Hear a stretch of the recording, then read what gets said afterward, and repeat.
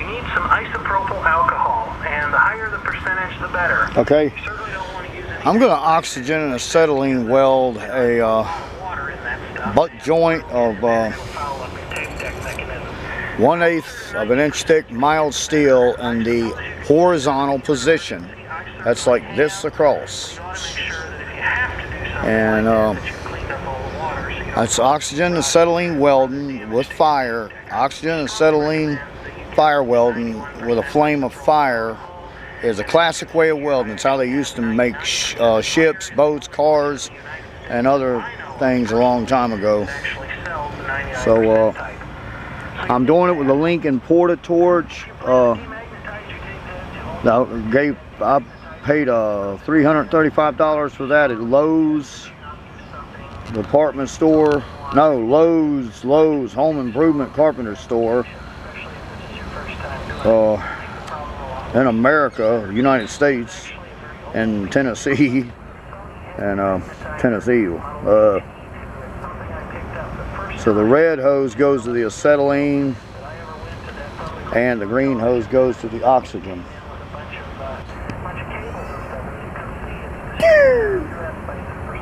And there's the fire flamethrower, that brass thing there. I'm going to light it up and weld these two pieces of mild steel together. There's the other piece.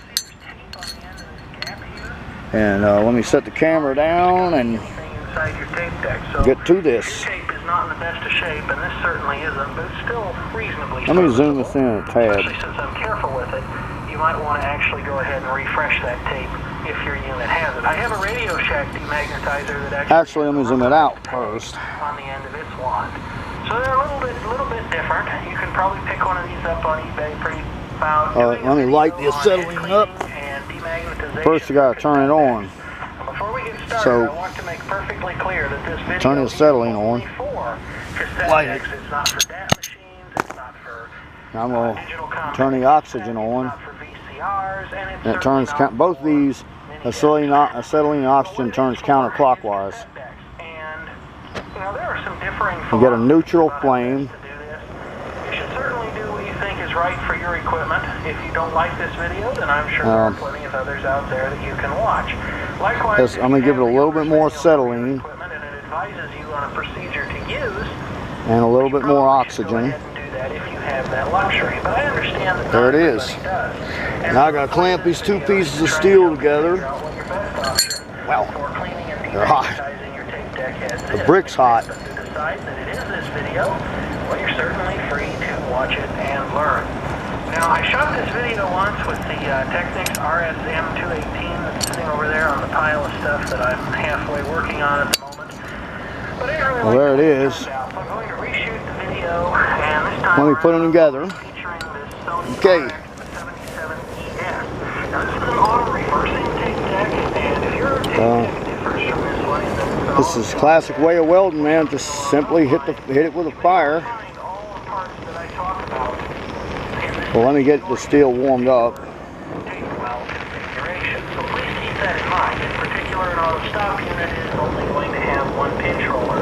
Likewise, a playback only deck is going to have. The way I do it, I just hold it like that, one place. So we might as well get started with this. One of the first things that you need to have, and this goes by different names in different parts. Is that red spot will heat up the entire piece of steel. The percentage, the better. You certainly don't want to use anything like 50% because that's, it's a lot of water in that stuff, and water will get in there and it'll foul up your tape deck mechanism. The closer to 90% you can get, the better. Hold it on the edge. 70 in an emergency, I certainly get it hot till it turns into a molten pool of steel forms. Water so you don't cause any rust or other damage to your tape deck. I would strongly recommend. There it goes. 91% isopropyl alcohol. And as you can see here, I actually have 99%. And Meyer is the only place in the United States that I know of, personally, that actually sells the 99% type. So you'll need that. If you plan to demagnetize your tape heads, you'll also need a tape head demagnetizer, which looks something like this. I would strongly suggest that you not use something like a degaussing wand or anything like that, because it might just be too strong for this application, especially if this is your first time doing it. You could make the problem a lot worse instead of better. This is actually a very old piece of equipment. This is a Sony head demagnetizer, model HE2. It's something I picked up the first time about 10 or 11 years ago that I ever went to that public radio and television benefit sale. It came in with a bunch of cables and stuff, and as you can see, it's distributed in the U.S. by Superscope. That's just how long ago that's been. Horizontal oxygen acetylene is a classic way of welding. Assembled using flame fire from acetylene vapor gas or acetylene gas vapor mixed with oxygen. This is a way things used to be welded before electricity was used to weld with. This is how they used to weld ships, cars. It's oxygen and acetylene, the classic way of welding. Just look around in junk stores or even buy one new. I'm sure they're still sold. And the hotter you get the flame, you're ready to demagnetize. There's another thing you need, and I didn't actually have these over here with me, and that is cotton swabs. Now, you can use things that are better quality than this, but as long as you're careful with these, cotton swabs work just fine, especially as long as you're careful. And I think that'll do it. Let me turn off the oxygen. All this stuff together, let's go ahead and get started. The way to get started here is to go ahead and check any tape that might be in your I'm going to turn off the acetylene. And get those far, far away from here, because if you're going to demagnetize your deck, you don't want to inadvertently erase any of your valuable and important cassettes. There it is. Get those far, far away. Likewise, anything else that's magnetically sensitive. That's not as strong as what electricity would do, because that's more than less a surface weld. That's a surface weld streak. Electricity is going to penetrate deeper. Want to get it well away from the area in which you're doing this. You may also want to liberate your tape deck from wherever it normally lives. It's probably a lot easier to do this on, say, your dining room or kitchen table. It's oxygen acetylene welding in a vertical position. And I'll be right back. Alright, I'm back, and hopefully you're ready to get started. Now, on a deck like this Sony, there's actually a special cleaning mode that has to be engaged from the front panel. Look at the back. Wow.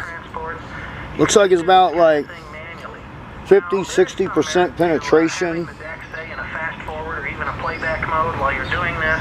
But if this is your first time, you might want to do as much as you can with the unit unplugged. Now, if you do plug it in, hold on a second. Turning it on, do something. Be careful not to spill anything inside the mechanism that might potentially short it out and really ruin your day.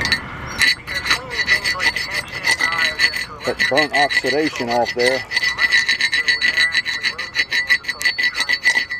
Scrub the actual entirety of the surface of any of those things while they are not rotating. You can see it. Because there's not a lot of room. There's not a lot of room to work in here. And you can see right now there is plenty of dirt on these. Boy, that doesn't look very good. There's plenty of dirt on those.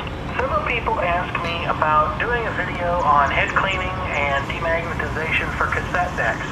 Before we get started, I want to make perfectly clear that this video is only for cassette decks. It's not for DAT machines. It's not for digital compact cassette, it's not for VCRs, and it's certainly not for mini discs. But what it is for is cassette decks. And there are some differing philosophies about how best to do this.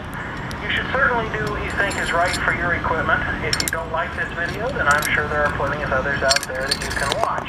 Likewise, if you have the owner's manual for your equipment and it advises you on a procedure to use, you probably should go ahead and do that if you have that luxury. But I understand that not everybody does. There's where I didn't weld it. The point of this video is to try and help you figure out what that's where I had the pliers holding it, or the vice grips. There. To decide that it is this video, well, you're certainly free to watch it and learn.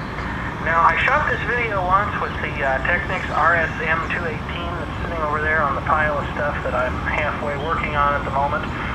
But I didn't really like the way it turned out, so I'm going to reshoot the let's see how strong this is. It'll be featuring this Sony RX77ES. Now, this is an auto reversing tape deck, and if your Hold on a second. differs from this one in that it's an auto stop deck or something along those lines, you may not find all the parts that I talk about in your unit's particular tape well configuration. So please keep that in mind. In particular, an auto stop unit is only going to have one pinch roller. Likewise, a playback only deck is going to have either a dummy erase head What I'm or gonna an do erase head at all. So we might as well get started with this. One of the first things that you need to have, We'll and take this these, goes by different names and different parts of the clamp it world, to this, you need some isopropyl alcohol. and see if I can And break the higher this. the percentage, the better. You certainly don't want to use anything like 50% because that's a lot of water in that stuff, and water will get in there and it'll foul up your tape deck mechanism. The closer to 90% you can get, the better. I suppose you could use 70 in an emergency. I certainly have. Yeah, I broke it. You ought to make sure that if you have to do something like that, It wasn't easy. all the water so you don't cause any rust or other damage to your But I broke it. tape deck. I would strongly recommend that See where it's welded. 91% isopropyl alcohol, and as you can see here, I actually have 99%, and Meyer is the only Let me place try in the something United else. States that I know of personally that actually sells 99% type. So you'll need that. If you plan to demagnetize, Let's turn the flame up much hotter demagnetizer, which and looks weld this something like again. I would strongly suggest that you not use something like a degaussing wand or anything like that, because it might just be too strong for this application, especially if this is your first time doing it. You could make the problem a lot worse instead of better. This is actually a very old piece of equipment. This is a Sony head demagnetizer, model HE2. It's something I picked up the first time about 10 or 11 years ago that I ever went to that public radio and television benefit sale. This came in with a bunch of cables and stuff, and as you can see, it's distributed in the U.S. by Superscope. That's just how long ago that's been. But this is a very nice little piece of equipment. It has a momentary contact switch here on the side, which is very important because these things are just a kind of electromagnetic device, and if you leave them on too long, you can actually cause the coil to burn out. And you can see there's tape on the end of this gap here. Okay. To avoid scarring or scuffing anything inside your tape deck. So Well, I'm going to weld this again. Only this time, I'm going to use far more heat. Especially since I'm careful with it, you might want to actually go Let's light the acetylene up. if your unit has it. I have a Radio Shack demagnetizer that actually has a rubberized peg on the end of its wand. This time I'm going to really It's a little bit different. really You can put that probably pick flame up on eBay pretty cheap, or just look around in with a lot of drugstores, heat. or even buy one new. I'm sure there's some. Turn on the oxygen.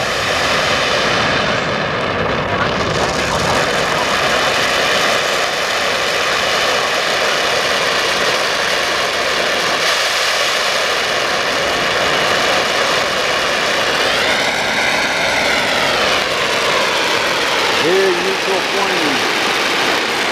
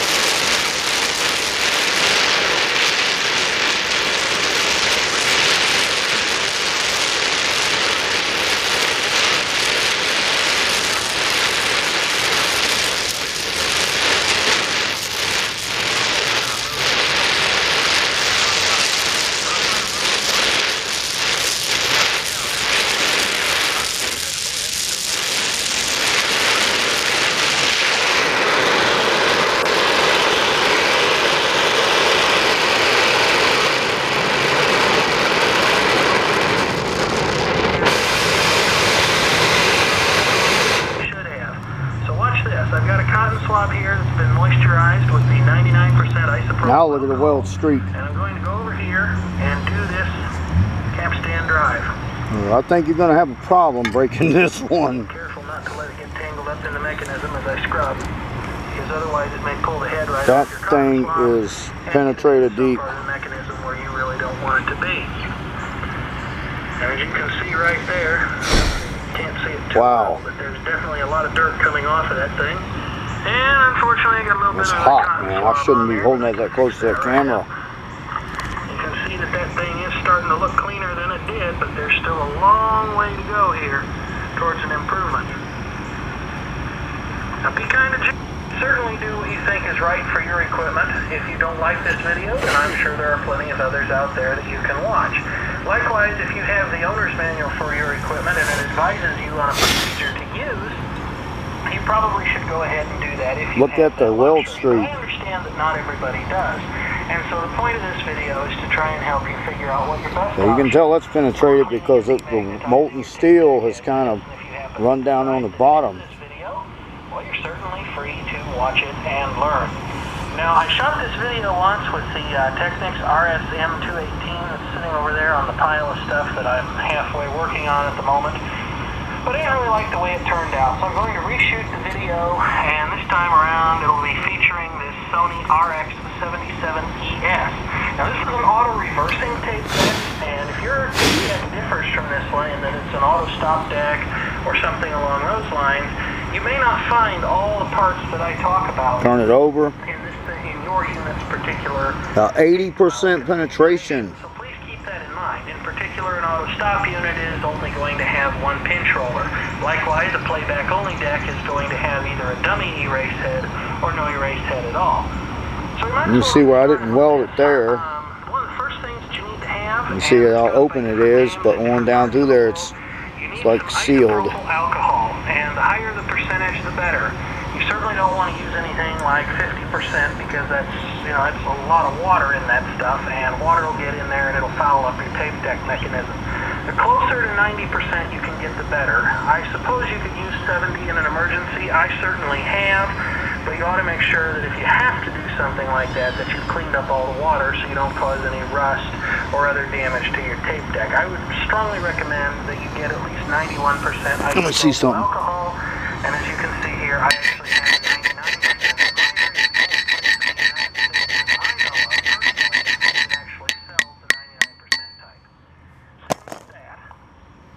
If you plan to demagnetize your tape heads, you'll also need a tape head demagnetizer, which looks something like this. Let's see if I can break this. Suggest that you not use something like a degaussing wand or anything like that, because I got a bad feeling about this. Especially if this is your first time doing it. You could make the problem a lot worse instead of better. This is actually a very old piece of equipment. This is a Sony head demagnetizer model HE2. It's something I picked up the first time about 10 or 11 years ago that I ever went to that public radio and television benefit sale. It came in with a bunch of cables and stuff, and as you can see, it's distributed in the U.S. by Superscope. That's just how long ago that's been. But this is a very nice little piece of equipment. Has a momentary. Let me let it cool down. On the side, which is very important because these things are just a kind of electromagnetic device. Still hot. And if you leave them on too long, you can actually cause the coil to burn out. And you can see there's tape actually, on the end of this gap here. This is you squeeze maybe a little water on it. So if your tape is not certainly out, but it's still reasonably serviceable, especially since I'm careful with it. You might want to actually go ahead and refresh that tape if your unit has it. I have a Radio Shack demagnetizer that actually has a rubberized peg on the end of its wand. So they're a little bit different. You can probably pick one of these up on eBay pretty cheap, or just look around in junk stores, or even buy one new. I'm sure they're still sold. So if you've got that, you're ready to demagnetize. Let's see what happens. Try to break it. And I didn't actually have these over here with me, and that is cotton swabs. Now you can use things that are better quality than this, but as long as you're careful with these, cotton swabs work just fine. Especially as long as you're careful to make sure that they don't get snagged and snarled up in the mechanism. So with all this stuff together, let's go ahead and get started. And the way to get started here is to go ahead and eject any tape that might be in your deck. Oh, and get those far man, that's got some strength there. You're going to magnetize your deck. You don't want to inadvertently erase any of your valuable and important cassettes. There it goes. It's bending. Far away. Likewise, anything Barely. magnetically sensitive, compasses, I bended it a little. I suppose that's mostly a joke, but you know, if you have health issues, you certainly can't be too careful. Likewise, credit cards, debit cards, anything that uses magnetism to make itself work, you probably want to get it well away. And I didn't use no filler rod on that. Well, you also want to liberate your tape deck from where it's strong enough for me. It's probably a lot easier to do this on, say, your dining room or kitchen table. I can imagine to weld a car together with acetylene and oxygen, it would take quite a lot of it. Alright, I'm back, and hopefully you're ready to get started. Take a lot of acetylene and oxygen. It's money that I don't have. But a lot of more pedestrian cassette decks and tape transports, you can just do this kind of thing manually. Now, there is some merit to having the deck, say, in a fast forward or even a playback mode while you're doing this. But if this is your first time, you might want to do as much as you can with the unit unplugged. Now, if you do plug it in, there is some benefit to doing